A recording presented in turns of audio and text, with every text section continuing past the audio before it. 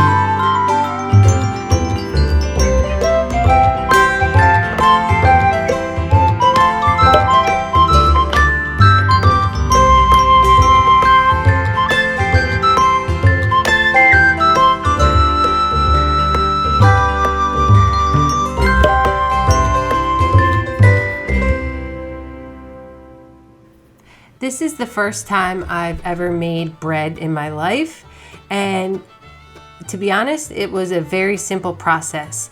I don't know if it's because this recipe does not call for yeast, but the simple ingredients and the quick process to put this together was very straightforward. I did make sure I read the recipe through about 3 times before I started working on this recipe, but I hope that this video tutorial gives you some guidance.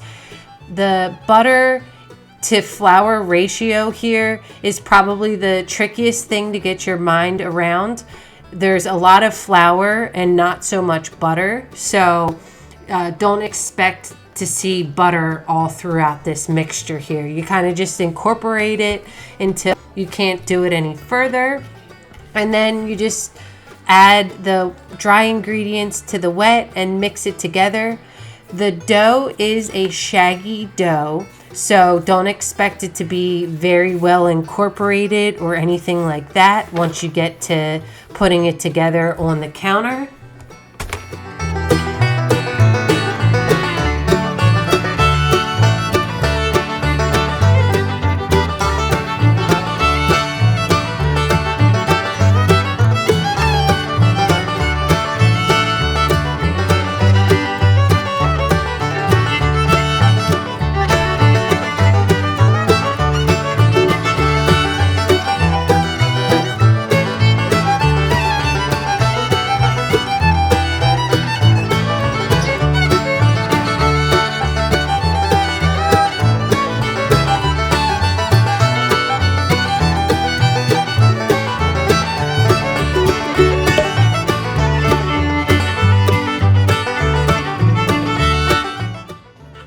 This was the part I was looking the most forward to doing, and I've always wanted to score some bread. So I was so excited to pull out my knife and make this cross in the middle of the bread. It helps to make the center of the bread cook.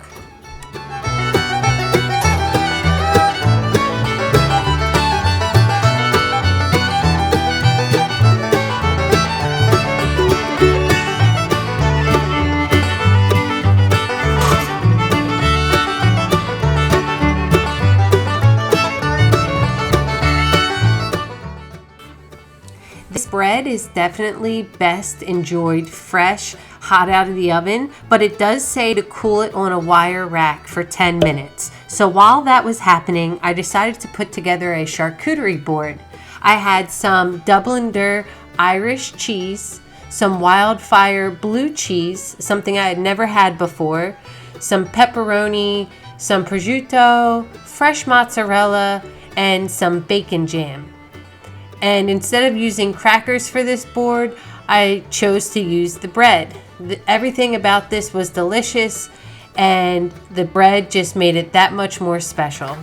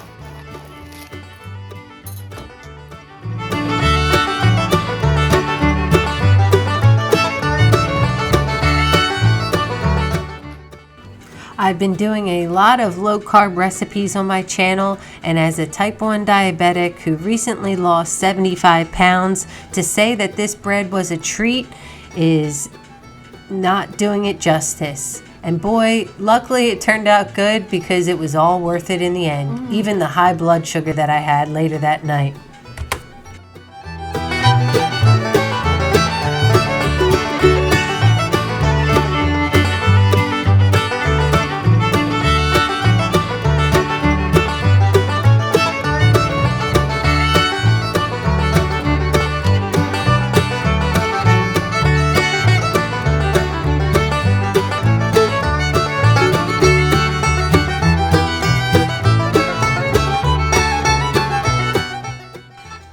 I'm not a whiskey drinker and I don't care for beer that much, but I do like red wine, so I decided to pair this charcuterie board with one of my favorite organic Cabernet Sauvignons. Organic wine leaves you feeling less hungover and bad the next day, so I love drinking this brand Flourish and pairing it up with one of my favorite shows that I'm currently rewatching, The Walking Dead. This show is on Netflix, and even if you don't think you're a zombie fan, I highly recommend it. Have a good day, y'all.